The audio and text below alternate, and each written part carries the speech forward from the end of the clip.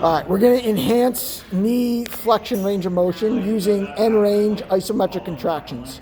So the position is flat on the ground, getting your bum as close to the wall as you can, such that when you bend your knee to its fullest extent, and we'll be targeting the left leg here, that you don't lift up at your hips or do any obliquity. Sometimes people will like shift their hips one versus the other. Yeah, like that. So you want to try and keep each of your hip bones equal to the wall. Great. All right, so this is you're going to start off by just finding your end range of motion. You're going to slide the knee down the wall. Good, very good. And then once you feel like you've got it, you got tension on, you're going to come in and you're going to use the buddy system with your right leg.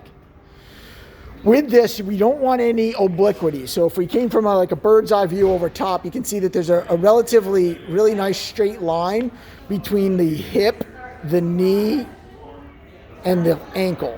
Versus sometimes people will wing their knee out to the side or in to try and get, just take the path of least resistance. Try and keep a nice straight line between all three. Very good. All right, and then you're just breathing here for about a minute, just trying to find end range position. No tension and or pain should occur within the joint itself. Well, tension would be allowed, but not pain.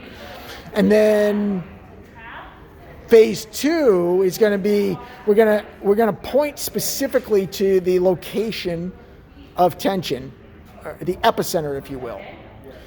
All right, and we're going to use this technique called pinning. We're going to poke into it with 2 or 1 fingers, depending on the extent or the size of it. And we're going to slowly increase the contraction such that we're trying to take the leg and kick it straight, but we're going to block it with our opposite leg. And the contraction is going to start or initiate from underneath the fingers.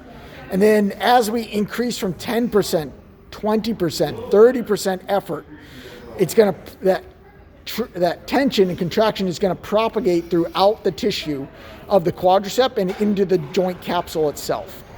We'll gradually ramp up to our safest, greatest contraction. How much pressure, hopefully 100% effort, goes into trying to straighten that leg as you block it with the backside of the right leg. About 5 seconds left. Good, and then you're slowly ramp down, and then you're going to actively try and contract the knee further and the muscles on the backside. There, yes, way to point it out. That's perfect.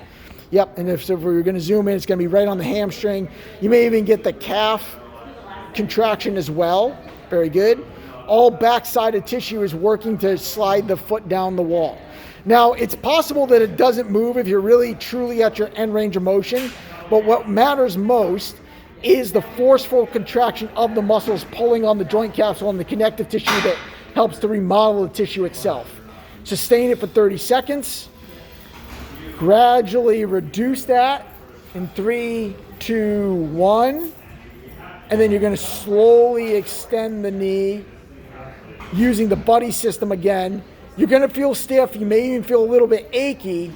Shouldn't be any sharp pain associated with it. If there is, you've gone too deep and you've gone too intensely, too quickly. Shake a leg, relax, repeat, let the leg come back down to homeostasis, and then you could do it again.